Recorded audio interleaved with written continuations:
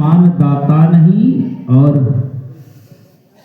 मांगे शीश समान, तीनों लोक की संपदा सो गुरु दीन्हो दान। कि अगर तुमको किसी से कुछ मांगना है ना तो गुरु से मांगो। गुरु क्या देगा? धन दौलत तो देगा नहीं, ज्ञान देगा। उस ज्ञान से आप क्या कर लोगे? पूरी दुनिया को खरीद लोगे, इतनी क्षमता दे देगा। गुरु समान दाता नहीं, याचक शीश समान, तीनों लोक की संपदा सो गुरु दीन्हो दान।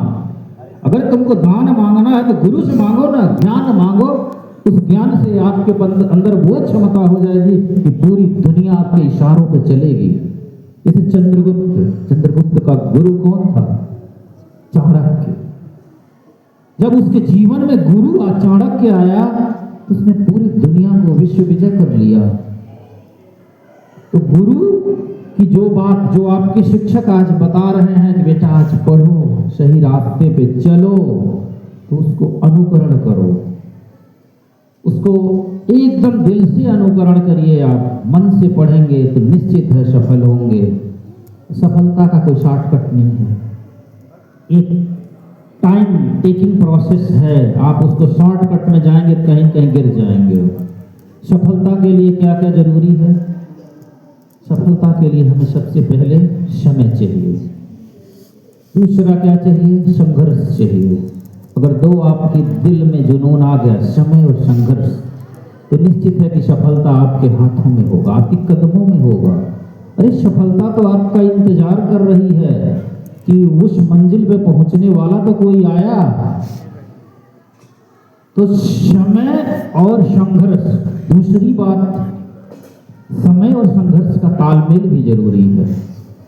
जैसे समय तो आपको इस 10वीं की परीक्षा के बाद भी मिलेगा ना, परीक्षा खत्म हो जाएगी तो फिर समय तो मिलेगा आराम से। मई की छुट्टी रहेगी, जून की छुट्टी रहेगी, अब जुलाई में या अप्रैल में जो भी एडमिशन करा के आएंगे, क्या उस समय आप अपनी पढ़ाई को रिवाइज करके अपने कक्षा 10 के अंक को बढ़ा सकते हैं? नहीं बढ़ा सकते हैं। तो मतलब हमें संघर्ष कब करना चाहिए? जब उसका सही समय हो। सही समय पे संघर्ष करने से सफलता निश्चित हो जाती है। गलत समय पे आप उस संघर्ष को करोगे तो उस ज्ञान का कोई मतलब नहीं है। आज आपके सामने 10वीं की परीक्षा है और आपके पास गिने गिनाए 3 दिन और शेष हैं। 3 दिन को अगर आप घंटों में बदलोगे तो मोटी मोटा 75 से 80 घंटे आपके पास समय है। पहला प्रश्न पत्र आपके आंखों के सामने होगा। इस 3 दिन को आप सो के, मस्ती में, शादी विवाह में घूम घाम के भी बिता सकते हैं, लेकिन आपको पछतावा तब होगा जब इस 3 दिन को मस्ती में बिताने के बाद परीक्षा का प्रश्न पत्र आपके आंखों के सामने आएगा और प्रश्न का उत्तर आपके दिमाग में नहीं रहेगा। पछतावा होगा कि मैं उस समय का सदुपयोग किया होता तो हमें भी प्रश्न अच्छे से आते। दूसरी बात, आपके जीवन में बहुत समय घूमने खेलने के मिलेंगे, लेकिन जो आपके मार्कशीट पे अंक चढ़ जाएंगे उसको तब्दील करने का अब ये अंतिम अवसर है। आपको अगर गणित में या हिंदी में आप सोचे हैं कि अगर हमको 90% नंबर पाना है तो उसके लिए सबसे अंतिम समय यही है कि आज के डेट में हम जितना अधिक से अधिक पढ़ लेंगे वही हमारे सर्वोत्कृष्ट अंक होंगे। आप चाह के भी अपने अंक पत्र पे इंगित अंक को, एक भी अंक अपने जीवन के कितने भी कठिन परिश्रम से बढ़ाने में सफल नहीं होंगे। तो हम सफलता का जो मूल मंत्र है कि हमें संघर्ष सही समय पे करना चाहिए। दूसरी बात, ये समय आपके जीवन को बना भी सकता है, ये समय आपके जीवन को बिगाड़ भी सकता है।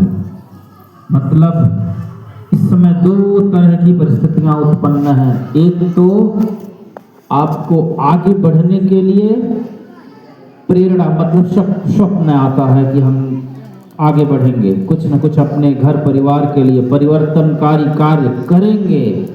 दूसरी तरफ एक मित्र मंडली ऐसी होती है कोई बात नहीं, चलो आज घूम के आते हैं, कोई फायदा नहीं। दूसरी बात, आप कभी सोचते हैं कि चलो कल से हम बहुत मेहनत से डेली रूटीन बनाएंगे, सुबह से लेके शाम तक पढ़ेंगे, एक दिन पढ़ेंगे अगले दिन फिर उसको विस्मृत कर देंगे।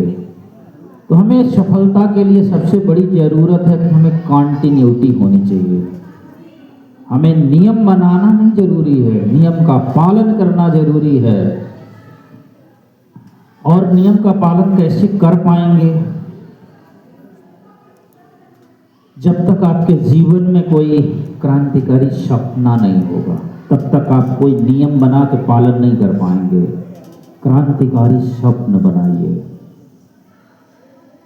डॉक्टर अंबेडकर की एक लाइन है कि सपने वो नहीं होते हैं जो हमें नींद में आते हैं, अरे सपने तो वो होते हैं जो नींद नहीं आने देते हैं।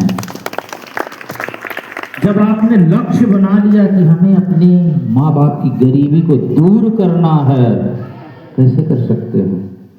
ज्ञान से, शिक्षा से। आप चाहते हो कि हमारा समाज में बहुत अच्छी इज्जत हो, मैं भी जहां मैं बैठा हूं उस कुर्सी पे मैं भी बैठ सकता हूं, हमें उसके लिए तो बनना पड़ेगा ना।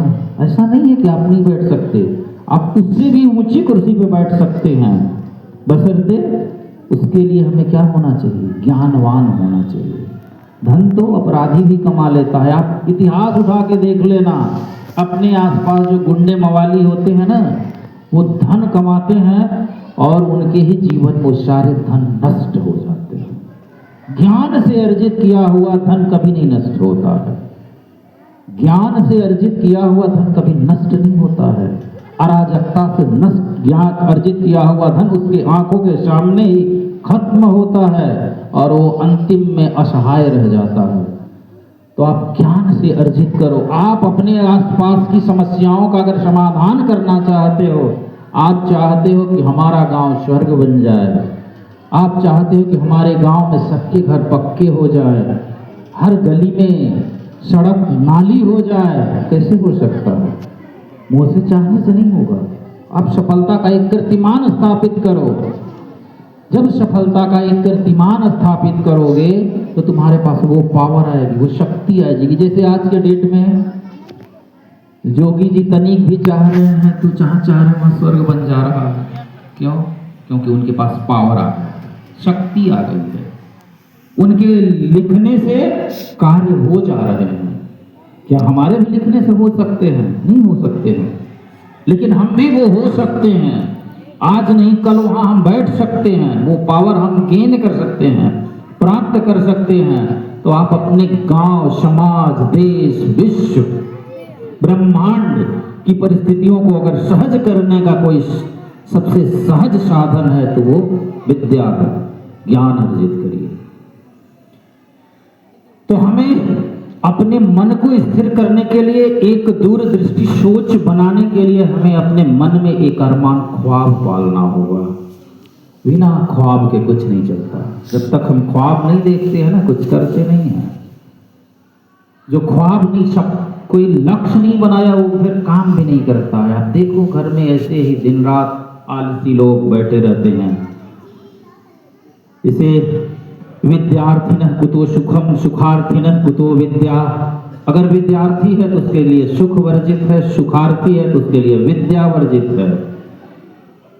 तो अगर आप विद्यार्थी बनना चाहते हो तो सुख को तो त्याग करना ही पड़ेगा।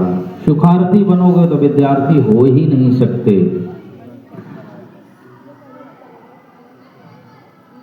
अविद्यस्य कुतो धनम, मतलब जिसके पास विद्या नहीं है ना, उसके पास धन भी नहीं है। जिसके पास धन नहीं है ना, उसके पास मित्र भी नहीं है। अधनस्य कुतो मित्रम अमित्रस्य कुतो जीवनम। जिसके पास मित्र नहीं है, उसके पास उसका जीवन किस लिए है, कोई मतलब नहीं है। एषाम विद्या न तपो न दानम ज्ञानम न शीलम न गुणो न धर्मः ते मर्त्य लोके भुवि भार भागः मनुष्य रूपेण मृगाश्चरन्ति। इसका मतलब है जो सृष्टि में मनुष्य के रूप में जन्म लिया है, उसके 4-5 गुण बताए गए हैं। अगर उसमें से उसके पास कोई भी नहीं है ना, तो मनुष्य रूपेण मृगाश्चरन्ति। पहला है येषाम विद्या न तपो न दानम, जिसके पास विद्या नहीं है, तप नहीं है। येषाम विद्या न तपो न दानम, न दान करने की शक्ति है। ज्ञानम न शीलम, न ज्ञान है न सील है। सील का मतलब समाज में कैसे उठा बैठा जाता है, कैसे बोला जाता है। ते मर्त्य लोके भूइ भार भाग मनुष्य रूपेण मृगाश्चरन्ति। इसका मतलब जिसके अंदर इसमें से कोई गुण नहीं है, वो मनुष्य के रूप में पशु की तरह है। और पशु जैसे बिना किसी सोच संकोच के विचरण करता है, घूमता है, वैसे पशु के रूप में घूमता है। तो हमें क्या करना होगा? एक सपना बनाना होगा। अगर स्वप्न बनाएंगे तो निश्चित है कि आप उसके अनुरूप कार्य करना सोचेंगे। जब सोचेंगे तो कुछ ना कुछ होगा। मैं कल बघौली की ये चर्चा कर रहा था कि हमारे मस्तिष्क में बहुत कुछ क्षमताएं हैं। उन क्षमताओं को जागृत करना पड़ता है। जागृत कैसे होती हैं? जैसे आप सोचेंगे ना तो उस तरह की चीजें आपके दिमाग में चलने लगेंगी, उस तरह की